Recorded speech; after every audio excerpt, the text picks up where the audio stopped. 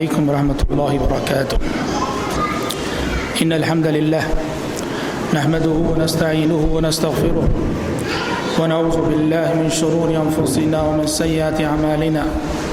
من يهده الله فلا مضل له ومن يضلل فلا هادي له، وأشهد أن لا إله إلا الله وحده لا شريك له، وأشهد أن محمدا عبده ورسوله.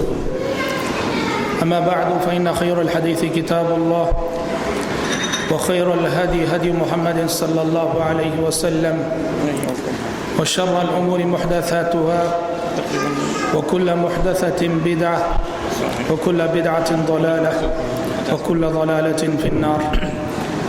أعوذ بالله السميع العليم من الشيطان الرجيم من همزه ونفخه ونفسه. يا بني آدم لا يفتننكم الشيطان كما أخرج أبويكم من الجنة ينزع عنهما لباسهما ليريهما سوآتهما إنه يراكم هو وقبيله من حيث لا ترونهم إنا جعلنا الشياطين أولياء للذين لا يؤمنون.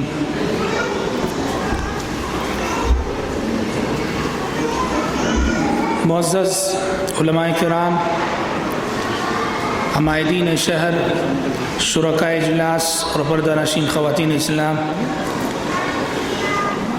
مرکز دارالارقم سے جڑے نوجوانوں نے فتنوں کے عنوان پر یہ جو پروگرام رکھا ہے، یہ اپنے موضوع کے اعتبار سے بڑا ہی اہم پروگرام ہے، اس لیے کہ فتنوں سے بچنے کے لیے فتنوں کا جاننا ضروری ہے کہ فتنے کیسے پیدا ہوتے ہیں، فتنے کیسے جنم لیتے ہیں، فتنے کیسے پروان چڑھتے ہیں، اور انسان کیسے فتنوں کا شکار ہوتا ہے، فتنوں سے بچنے کی راہیں کیا ہیں.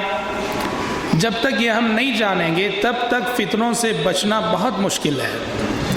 مسلم شریف کی روایت ہے، حذیفہ بن یمان رضی اللہ عنہ فرمایا کرتے تھے، كان الناس يسألون رسول الله صلى الله عليه وسلم عن الخير وكنت أسأله عن الشر مخافة أن يدركني، کہ لوگ نبی کریم صلی اللہ علیہ وسلم سے ہمیشہ خیر کے بارے میں سوالات کرتے تھے، مگر میں اللہ کے نبی سے شر کے بارے میں پوچھا کرتا تھا.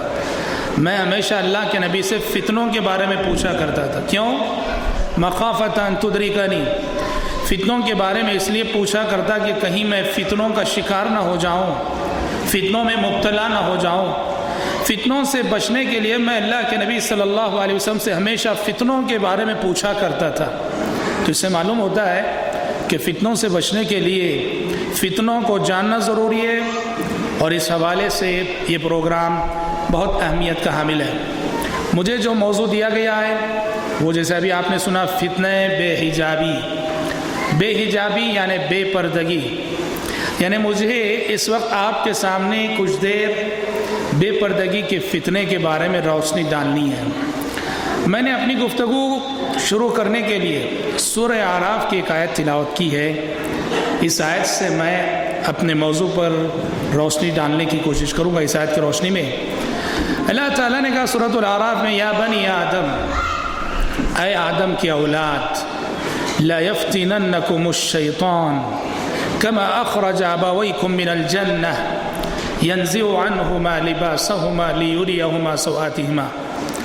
اے آدم کی اولاد، شیطان تمہیں فتنے میں نہ ڈال دے جس طرح کہ اس نے تمہارے ماں باپ آدم اور حوا کو فتنے میں ڈال کر انہیں برہنہ کر دیا، انہیں ننگا کر دیا، ان کا لباس اتار دیا. شیطان کہیں آدم و حوا کی طرح تمہیں بھی فتنے میں نہ ڈال دے، کہیں تمہیں بھی بے لباس نہ کر دے، کہیں شیطان تمہیں بھی بے پردہ نہ کر دے، کہیں شیطان تمہیں بھی برہنہ نہ کر دے. آدم و حوا کے تعلق سے کیا ہوا تھا؟ دیکھو، آپ جانتے ہیں، مشہور بات ہے، اللہ تعالیٰ نے آدم علیہ السلام، حوا علیہ السلام کو جنت میں ٹھہرایا اور کہا کہ جنت میں رہو، ہر چیز کھا سکتے ہو، بس ایک درخت ہے اس کا پھل نہیں کھانا. शैतान ने वरगलाया, शैतान ने उकसाया, आदम अलैहिस्सलाम वो फल खा चुके। कुरान कहता है शैतान ने आदम अलैहिस्सलाम को फल खाने की जो तरगीब दिलाई, शैतान की जो कोशिश थी कि किसी तरह आदम और हव्वा ये फल खा ले, इसका मकसद क्या था? कुरान कहता है शैतान का मकसद ये था कि आदम और हव्वा नंगे हो जाए, बरहना हो जाए। इसीलिए कुरान कहता है फलम्मा ज़ाक़ा अश-शजरत बदत लहुमा सौआतुहुमा, जैसे ही आदम और हव्वा अलैहिस्सलाम ने वो फल का दरख्त खा लिया तो जन्नत का वो लिबास जो उन्हें अता हुआ था वो छिन गया, दोनों बरहना हो गए, एक दूसरे के लिए दोनों बरहना हो गए। वतफ़िक़ा यख़सिफ़ान अलैहिमा मिन वरक़िल जन्नह, और दोनों शर्म की वजह से जन्नत के दरख्तों के पत्तों के ज़रिए अपनी शर्मगाहों को छुपाने लगे। देखो ये वाक़या बताता है कि जन्नत में भी शैतान ने कोशिश की कि आदम अलैहिस्सलाम को हव्वा की नज़रों में बरहना किया जाए और हव्वा अलैहिस्सलाम को आदम अलैहिस्सलाम की नज़रों में बरहना किया जाए। देख रहे हैं आप, जन्नत में भी शैतान की कोशिश रही कि औरत के सामने मर्द नंगा हो जाए, मर्द के सामने औरत नंगी हो जाए, ये जन्नत में भी उसकी साजिश रही। इसे एक अहम नुक्ता मालूम होता है, लियुरियहुमा सवातिहिमा। हम जब भी पर्दे की बात करते हैं सिर्फ औरत को बुरा भला कहते हैं कि पर्दे का मौजू सिर्फ औरत से मुताल्लिक़ है। लियुरियहुमा सवातिहिमा से मालूम होता है कि पर्दा जिस तरह औरत में मतलूब है, पर्दा मर्द में भी मतलूब है। आखिर मर्द के भी जिस्म के कुछ अज़ा ऐसे हैं जिनका पर्दा ज़रूरी है, जिनका छुपाना ज़रूरी है। तो पर्दे का मौजू सिर्फ औरतों से ताल्लुक़ रखने वाला मौजू नहीं, पर्दे का मौजू बैक वक्त मर्द और औरत। ये और बात है कि इस मौजू का ज़्यादातर ताल्लुक़ औरत से है। औरत में भी पर्दा मतलूब है, मर्द में भी पर्दा मतलूब है। जिस तरह औरत बरहना हो जाए फितने पैदा होते हैं, इसी तरह अगर मर्द भी बरहना हो जाए फितने पैदा होते हैं। और आज आप देख सकते हैं जिस माहौल में, जिस समाज में, जिस सोसाइटी में हम जी रहे हैं, यकीन करो ये वो समाज है, वो हालात हैं कि इंसान शर्म हया से आ रही है, न मर्दों में शर्म हया बाकी न रही, न औरतों में शर्म हया बाकी न रही।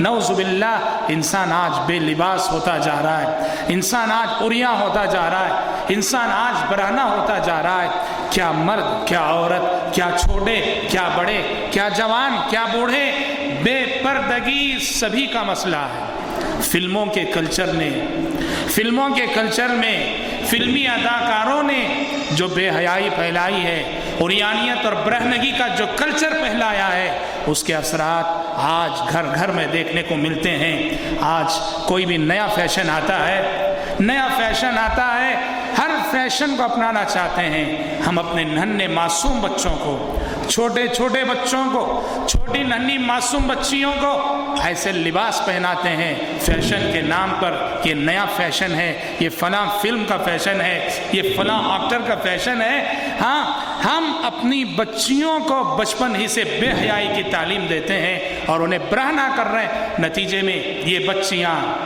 जो बचपन ही से नीमुरियाँ हालत में परवरिश पाती हैं और ऐसे लिबास पहनती हैं जिनसे उनका आधा बदन जाहिर रहता है, धीरे धीरे जवानी की दहलीज पे पहुंचती हैं तो उनकी हया रुखसत हो चुकी होती है, उनसे शर्म रुखसत हो चुकी होती है।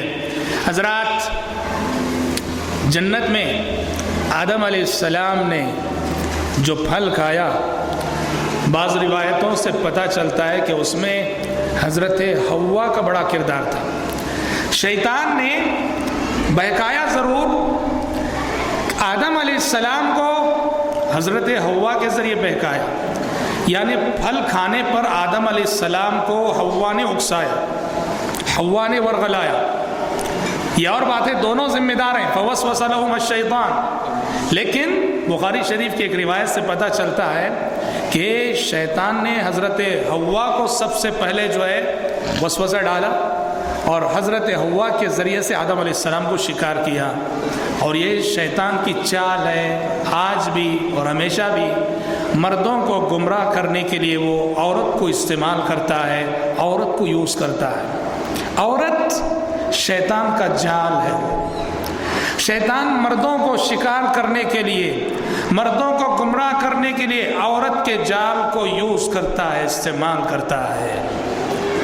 اور عورت جسے لسان نبوت کا ارشاد ہے، پیارے نبی نے فرمایا کہ عورت جب برہنہ ہو جائے، عورت جب بے پردہ ہو جائے، عورت جب بے نقاب ہو جائے، عورت جب لباس سے آزاد ہو جائے، اتنا بڑا فتنہ بنتی ہے. لسان نبوت کا ارشاد ہے ما ترکت بعدی فتنة اضر علی الرجال من النساء.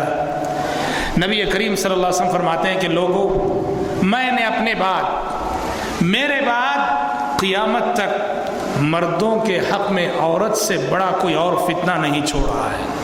کیا کہہ رہے ہیں نبی کریم صلی اللہ علیہ وسلم؟ آپ فرما رہے ہیں کہ میرے بعد قیامت تک جتنے فتنے آئیں گے، ان فتنوں میں مردوں کے لیے، معاشرے کے مردوں کے لیے سب سے بڑا فتنہ میری نظروں میں عورت کا ہے. اور سورہ نساء میں جب اللہ تعالیٰ نے شہوتوں کا ذکر کیا، ایک انسان کے دل میں جنم لینے والی خواہشات کا ذکر کیا، جن شہوتوں کے ذریعے شیطان انسان کو گمراہ کرتا ہے، تو سب سے پہلے جس شہوت کا ذکر کیا وہ عورت. قرآن نے کہا زُيِّنَ لِلنَّاسِ حُبُّ الشَّهَوَاتِ مِنَ النِّسَاءِ وَالْبَنِينَ وَالْقَنَاطِيرِ الْمُقَنْطَرَةِ مِنَ الذَّهَبِ وَالْفِضَّةِ وَالْخَيْلِ الْمُسَوَّمَةِ وَالْأَنْعَامِ وَالْحَرْثِ. شیطان انسان کو مال کی محبت کے ذریعے بھی گمراہ کرتا ہے، سونے چاندی کی محبت کے ذریعے گمراہ کرتا ہے، اعلی اولاد کی محبت کے ذریعے گمراہ کرتا ہے. بہت ساری محبتیں جن کے ذریعے شیطان انسان کو گمراہ کرتا ہے. لیکن قرآن نے سب سے پہلے جس محبت کا ذکر کیا اور جس نفسانی خواہش کا ذکر کیا وہ عورت کا. زُيِّنَ لِلنَّاسِ حُبُّ الشَّهَوَاتِ مِنَ النِّسَاءِ. کیوں؟ عورت سب سے بڑا فتنہ ہے. رک جائیں، اذان ہو رہی، اذان ہو رہی، رک جاتے ہیں تھوڑی دیر.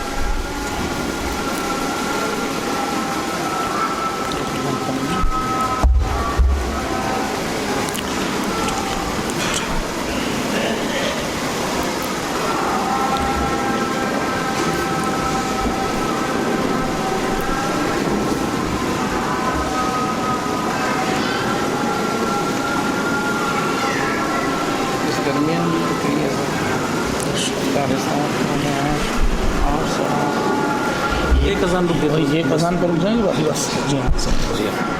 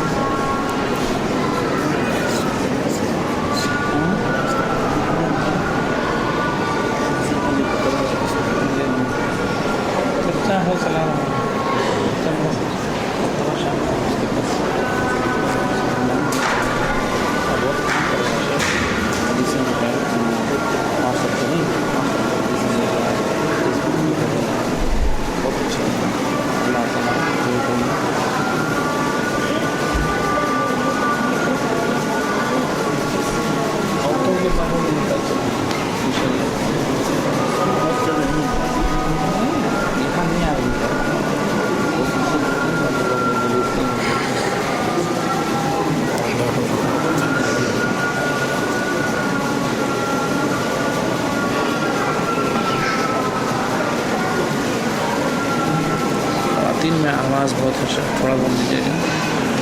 خواتین میں آواز بہت ہے دوسروں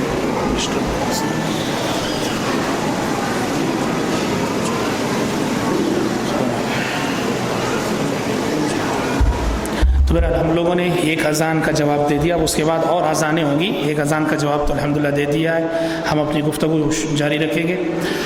تو میں کہہ رہا تھا کہ شیطان ہمیشہ سے مردوں کو عورت کے ذریعے سے شکار کرتا ہے، اور لسان نبوت نے کہا کہ میری نظروں میں مردوں کے لیے عورت سے بڑا کوئی فتنہ نہیں۔ دیکھیے سعید بن مسیب رحمۃ اللہ علیہ، کون ہے یہ سعید بن مسیب؟ سعید بن مسیب یہ حضرت ابو ہریرہ کے داماد ہیں، اور جنہیں سید التابعین کہا جاتا ہے، تابعین کے سردار مانے جاتے ہیں، اور اتنے نیک اور اتنے بڑے اللہ کے ولی تھے کہ عبداللہ بن عمر رضی اللہ عنہ نے ان کے بارے میں کہا تھا کہ اگر سعید بن مسیب کو اللہ کے نبی دیکھ لیتے تو خوش ہو جاتے۔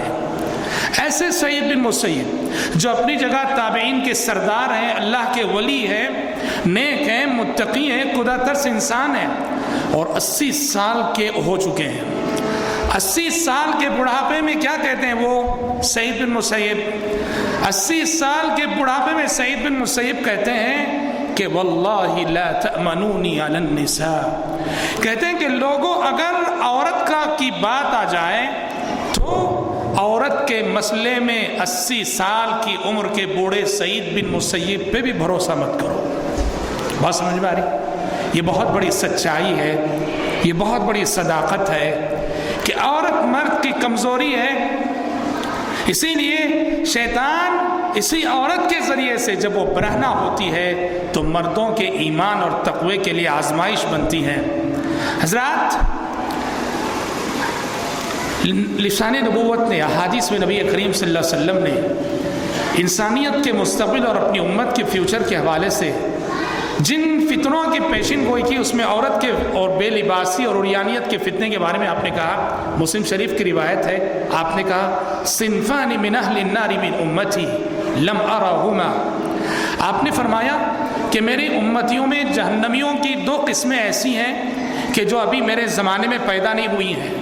میری امت میں جہنمیوں کی 2 قسمیں ایسی ہیں جو فیوچر میں پیدا ہونے والی، مستقبل میں آنے والی ہیں۔ کہا پہلی قسم قوم معهم سیاط کاذناب البقر یضربون بها الناس، کہا کہ میری امت میں کچھ ایسے لوگ پیدا ہونے والے ہیں جن کے ہاتھ میں کوڑے ہوں گے، اور ان کوڑوں کے ذریعے سے وہ لوگوں کو مارا کریں گے۔ اس سے مراد ظالم بادشاہ، ظالم حکمران۔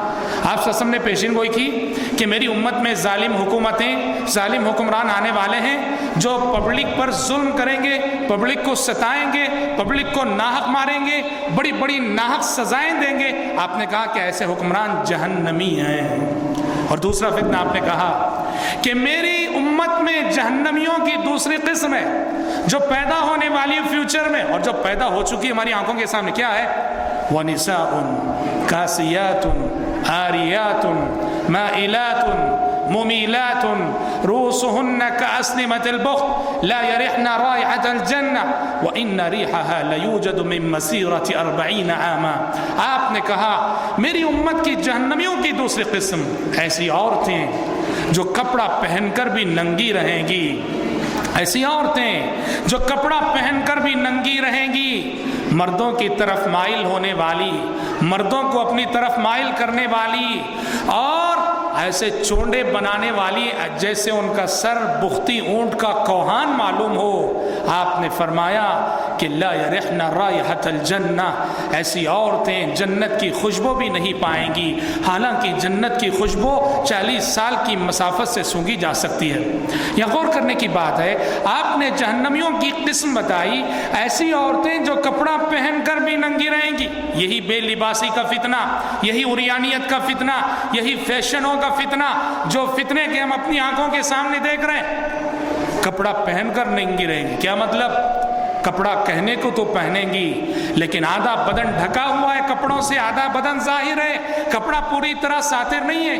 یا سمجھو کہ کپڑا پوری طرح بدن کو ڈھکے ہوئے ہے لیکن اتنا باریک ہے کہ کپڑوں کے دریچے سے بدن جھانک رہے ہیں، یا کپڑا پورے بدن پہ ہے اور موٹا بھی ہے مگر اتنا ٹائٹ کپڑا پہنی ہوئی ہیں کہ سارے بدن کا نقشہ ظاہر ہے۔ یہ ساری عورتیں اس حدیث کے تحت آئیں گی کہ ایسی عورتیں جو کپڑا پہن کر بھی ننگی رہیں گی۔ اس کا مطلب کیا ہوا؟ اس کا مطلب یہ ہوا جو لوگ بھی اس کلچر کو پھیلانے میں مدد کرتے ہیں، جو لوگ بھی اس کلچر کو پھیلانے میں مدد کرتے ہیں۔ اسکرٹس بیچنے والے، بیپاری کپڑے کے تاجر، عورتوں کے ناجائز لباس کا بزنس کرنے والے لوگ، عریانیت کا کلچر پھیلانے والے اور ایسے فحش لٹریچرز پھیلانے والے، کسی بھی ناحیے سے اس تہذیب اور ثقافت کے پھیلنے میں مدد کرنے والے، یہ سب جو ہے نعوذ باللہ پیارے نبی صلی اللہ علیہ وسلم کی اس وعید کی زد میں آتے ہیں۔ حضرات، عورت، عربی میں عورت کہتی ہیں ایسی چیز کو جس کا چھپانا مستحب ہو۔ عورت چھپانے کی چیز ہے، عورت دکھانے کی چیز نہیں۔ قرآن نے کہا وَلَا يُبْدِينَ زِينَتَهُنَّ، عورتیں اپنی زینت کو ظاہر نہ کریں، عورتیں اپنی زینت کو ظاہر نہ کریں۔ زینت کسے کہتے ہیں؟ زینت کئی طرح کی ہوتی ہے۔ زینت بدن کی ہوتی ہے، زینت لباس کی ہوتی ہے، زینت زیورات کی ہوتی ہے، زینت آواز کی ہوتی ہے، زینت خوشبو کی ہوتی ہے۔ قرآن جب کہتا ہے وَلَا يُبْدِينَ زِينَتَهُنَّ، عورتیں اپنی زینت کو ظاہر نہ کریں، ہاں کہنے کے لیے برقع تو پہن لیا ہے، آج کے پردے کا انداز ہے، کہنے کے لیے برقع پہن رکھا ہے۔ برقع خود اتنا پرکشش ہے کہ 80 سال کی بڑھیا بھی جو ہے اس برقعے میں 20 سال کی نوجوان معلوم۔ ہاں اسے پردہ بولتے ہیں، اسے پردہ بولتے ہیں۔ کہنے کو برقع پہن رکھا ہے اور ایسے پھول لگا کے رستے سے گزر رہی ہے کہ پھولوں کی مہک پورے مردوں کو اس کی طرف راغب کر رہے، اسے پردہ کہتے ہیں۔ کہنے کو برقع پہن رکھا ہے اور ایسا پرفیوم لگایا ہے، گلی سے گزر رہی ہے تو 5 منٹ تک پوری گلی اس کی خوشبو سے معطر ہے، اسے پردہ کہتے ہیں۔ کہنے کو برقع پہن رکھا ہے اور زیورات کی جھنکار ایسی ہے، وہ چلتی ہے تو اس کے زیورات کی جھنکار پورے مردوں کو اس کی طرف راغب کرے، اسے پردہ کہتے ہیں۔ ہاں پردہ اسے نہیں کرتے، یہ پردے کا مذاق ہے، یہ پردے کا کھلواڑ ہے۔ پردہ اس کو کہتے ہیں جس میں یہ ساری زینتیں چھپ جائیں، بدن کی زینت چھپ جائے، لباس کی زینت چھپ جائے، زیورات کی زینت چھپ جائے، خوشبو کی زینت چھپ جائے، آواز کی زینت چھپ جائے۔ یہ 5 زینتیں جہاں چھپتی ہیں اسے پردہ کہا جاتا ہے۔ قرآن نے کہا وَلْيَضْرِبْنَ بِخُمُرِهِنَّ عَلَى جُيُوبِهِنَّ، عورتوں کو چاہیے کہ وہ اوڑھنی یوز کریں، عورتوں کو چاہیے کہ اوڑھنیاں یوز کریں، چاہیے کہ عورتیں اپنی اوڑھنیوں کو اپنے گریبانوں پہ دے ماریں۔ اب اس کا مطلب یہ ہوا اوڑھنی یوز کرنے کا جو حکم ہے، اس سے معلوم ہوا عورت کے لیے ضروری ہے اجنبی مردوں کے سامنے سر ڈھانکنا ضروری ہے، اجنبی مردوں کے سامنے گردن ڈھانکنا ضروری ہے، اجنبی مردوں کے سامنے سینہ ڈھانکنا ضروری ہے، اس لیے کہ اوڑھنی عموماً ان 3 چیزوں کو ڈھکا کرتی ہے، سر، گردن اور سینہ۔ قرآن نے کہا وَلْيَضْرِبْنَ بِخُمُرِهِنَّ عَلَى جُيُوبِهِنَّ، اپنی اوڑھنیوں کو اپنے گریبانوں پہ دے مارے۔ اور اسی سورہ نور میں اللہ تعالیٰ نے کہا وَلَا يَضْرِبْنَ بِأَرْجُلِهِنَّ لِيُعْلَمَ مَا يُخْفِينَ مِنْ زِينَتِهِنَّ، کہ عورتیں چلتے ہوئے اس طرح مٹک مٹک کرنا چلیں، اپنے پیر پٹک پٹک کرنا چلیں کہ انہوں نے جو چین پہن رکھی ہے اس کی جھنکار جو ہے لوگوں کو اس کی طرف متوجہ کرتی ہو۔ ہاں ناجائز ہے ایسا زیور پہن کے گھر سے نکلنا جس کی آواز مردوں کو راغب کرتی ہو۔ عورت کی خوشبو کا پردہ ہے۔ لسان نبوت نے کہا ان طیب الرجال ما ظہر ریحہ وخفی لونہ وطیب النساء ما ظہر لونہ وخفی ریحہ۔ مسند احمد کی روایت ہے کہ عورتوں کی خوشبو میں رنگ ہونا چاہیے جو دیکھنے سے نظر آئے، لیکن عورتوں کی خوشبو میں زیادہ مہک نہیں ہونی چاہیے، زیادہ خوشبو نہیں ہونی چاہیے، خوشبو پر رنگ غالب ہونا چاہیے۔ جیسے زعفران ہے، پرانے زمانے میں زعفران لگاتے تھے، زعفران میں رنگ ہوتا ہے، کہا عورتوں کے لیے زعفران کی خوشبو ہونی چاہیے۔ اسی طرح حضرات عورت کی آواز پردہ ہے، عورت کی آواز پردہ ہے۔ کیا مطلب؟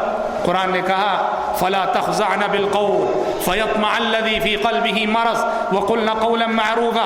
امہات المومنین سے خطاب کر کے کہا گیا اے نبی کی بیویوں، اگر اجنبی عورتوں سے بات کرنے کا موقع ہو جائے بات کر سکتی ہو، ضرورت پر عورت اجنبی مردوں سے ضرورت پر بات کر سکتی ہے، لیکن شرط کیا ہے؟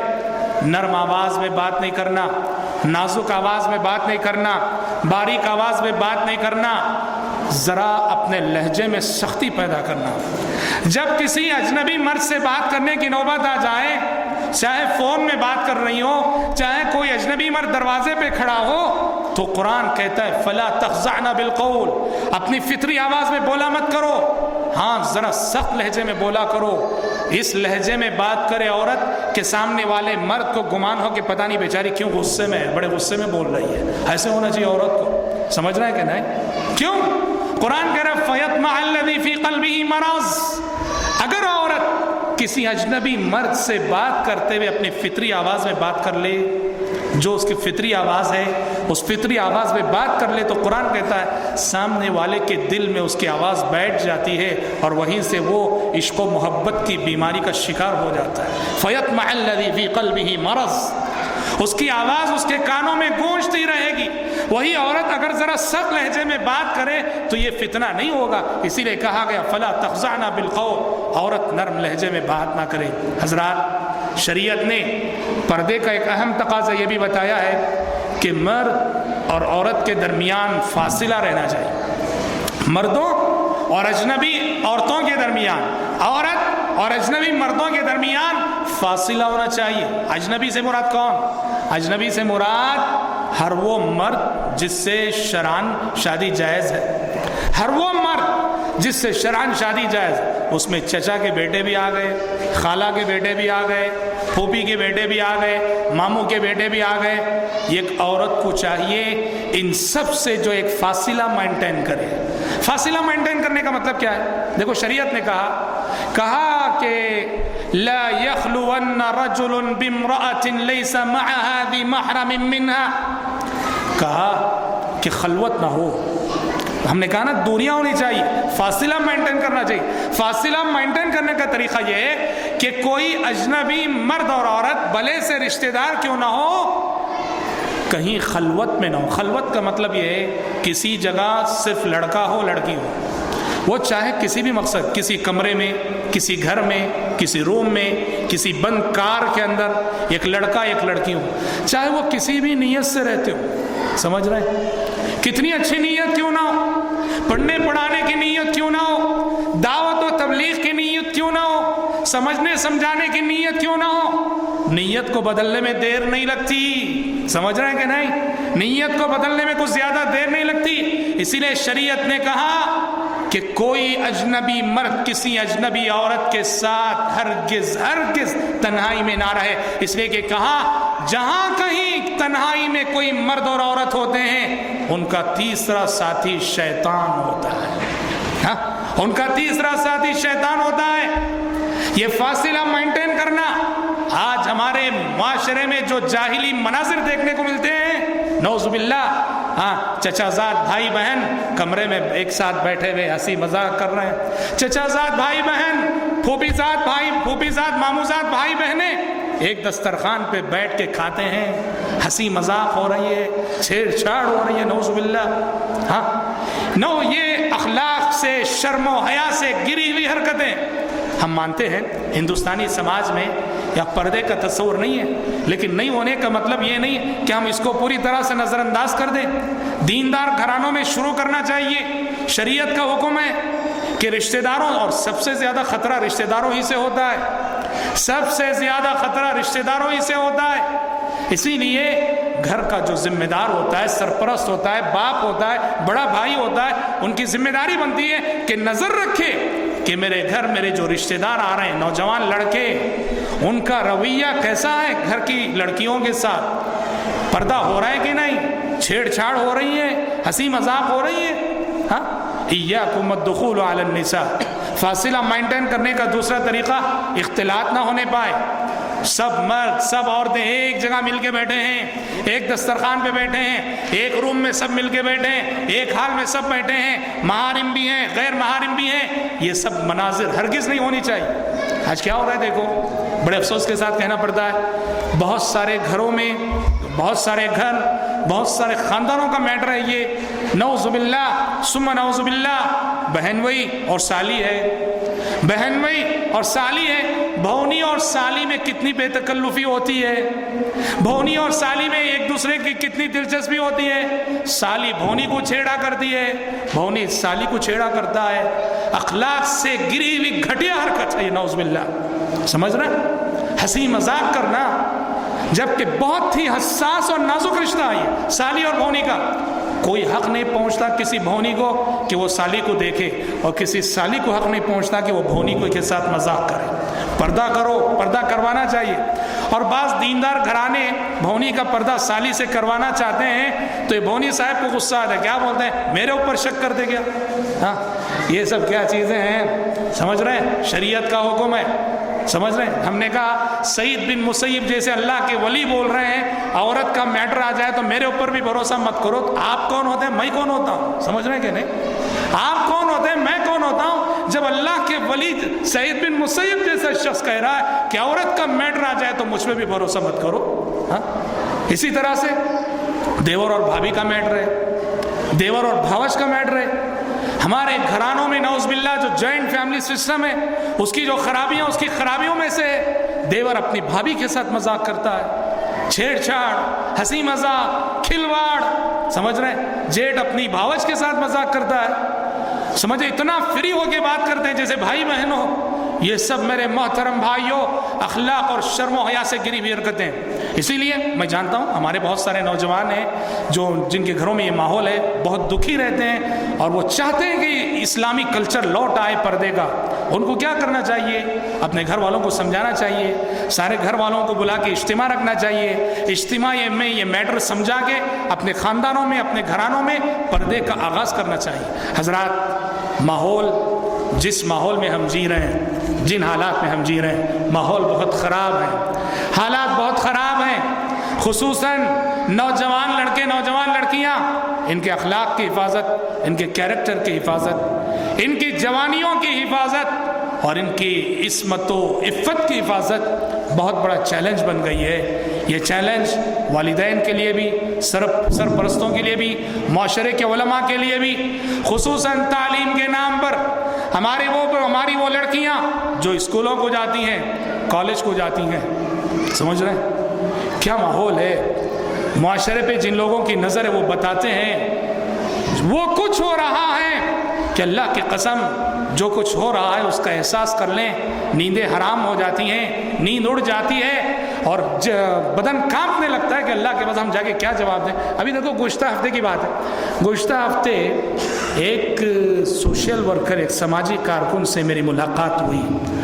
وہ ماشاءاللہ ہمارے مسلم نوجوان لڑکے ہوں کہ لڑکیاں ان کے حالات پہ گہری نظر رکھتے ہیں.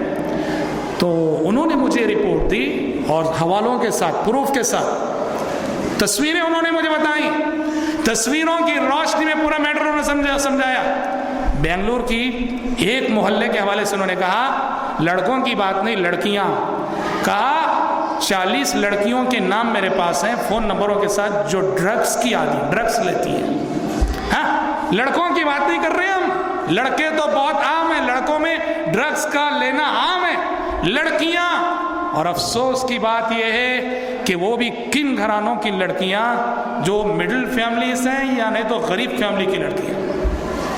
کہا کہ ایک لڑکی مل گئی ہم کو جس کے بارے میں رپورٹ ملی، تو اس لڑکی کو پکڑ کے اس سے گفتگو کر کے اس سے بہت ساری ملاقاتوں میں بہت کچھ اگلوایا گیا.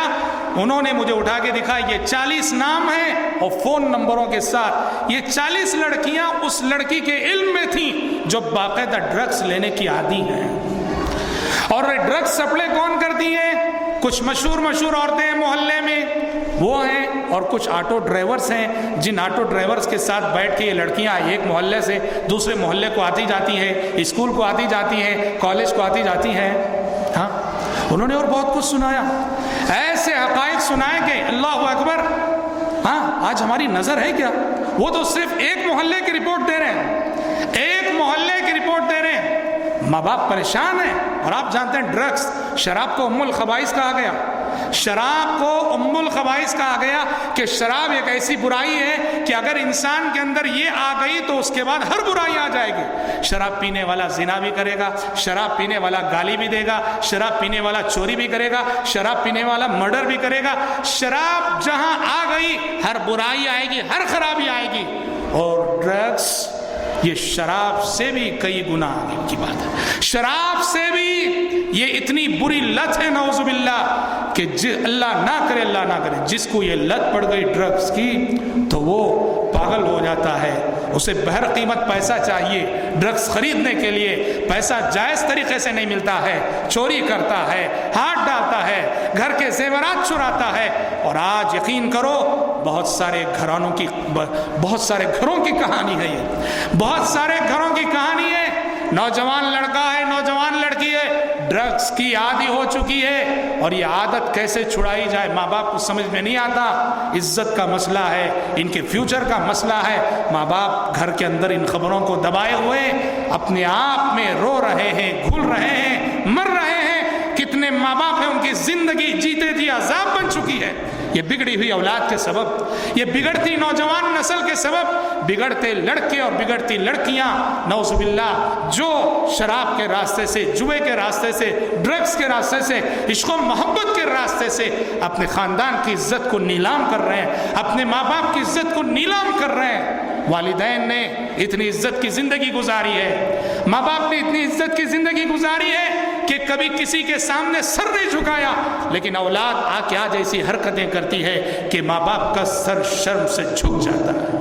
اس لیے حضرات اپنے بچوں کی نگرانی کرنا, ان کے اوپر احتسابی نظر رکھنا یہ بہت بڑی ذمہ داری. میں کس لیے بول رہا ہوں جانتے ہیں؟ میں اس لیے کہہ رہا ہوں کہ آج اگر کوئی شخص آ کر ہمیں ہماری اولاد اور ہمارے بچوں کے بارے میں رپورٹ دیتا ہے, میں نے آپ کے لڑکے کو سمجھ رہے فلاں غلط انسان کے ساتھ دیکھا, میں نے آپ کی لڑکی کو فلاں کے ساتھ دیکھا, ہم اس کو خیر خواہ سمجھنے کے بجائے بدخواہ سمجھتے ہیں, فوراً اس کے اوپر غصہ ہو جاتے ہیں. ہاں میرا بچہ ایسا نہیں, میری بچی ایسے نہیں. یہ ماں باپ ذمہ دار ماں باپ نہیں ہو سکتے. یہی ماں باپ ہیں جو اپنے بچوں کو بگاڑنے والے. محبت اپنی جگہ صحیح, ہاں میں یہ بھی مانتا ہوں معاشرے میں ایسے بھی لوگ ہیں جو خامخواہ بدنام کرنے والے بھی ہیں, غلط انفارمیشن دے کر خامخواہ بدنام کرنے والے بھی. ایسوں کی بات نہیں. ایک سچا انسان جس کی سچائی پر سب کو اعتماد ہے وہ آ کے خبر دیتا ہے کہ میں نے فلاں پارک میں آپ کی لڑکی کو دیکھا, فلاں لڑکی کے ساتھ آپ کے لڑکے کو دیکھا. ہمیں فوراً سنجیدہ ہو جانا چاہیے, یہ نہیں کہ میٹر کو دبا دینا آگے چلنا. ایسے ہی ماں باپ ہیں جو اپنے بچوں کا فیوچر کو بگاڑتے ہیں. تو حضرات جیسے ہم نے کہا کہ بے پردگی اور یانیت برہنگی کے حوالے سے ہمارا معاشرہ بڑے عظیم فتنوں کا شکار ہے. ہمیں جستجو کرنی ہے, تدابیر کرنی ہے, پلاننگ کرنی ہے, منصوبہ بندی کرنی ہے. اور سب سے بڑھ کر ہماری پلاننگ اور ہماری منصوبہ بندی سے بڑھ کر سب سے بڑی بات ہے اللہ تعالیٰ سے دعا کرنی ہے.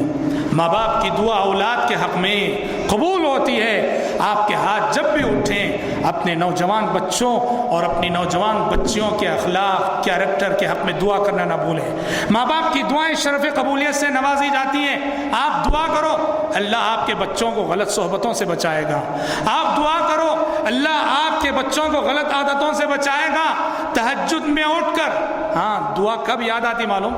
بچہ بگڑنے کے بعد یاد آتی. یہ دعائیں زیادہ کام نہیں آتی, بگڑنے سے پہلے کرو. بگڑنے سے پہلے دعا کرو, تمہاری اولاد محفوظ رہے گی. بگڑنے کے بعد دعا کرو گے تو کوئی گارنٹی نہیں ایسی دعاؤں کی قبولیت کی.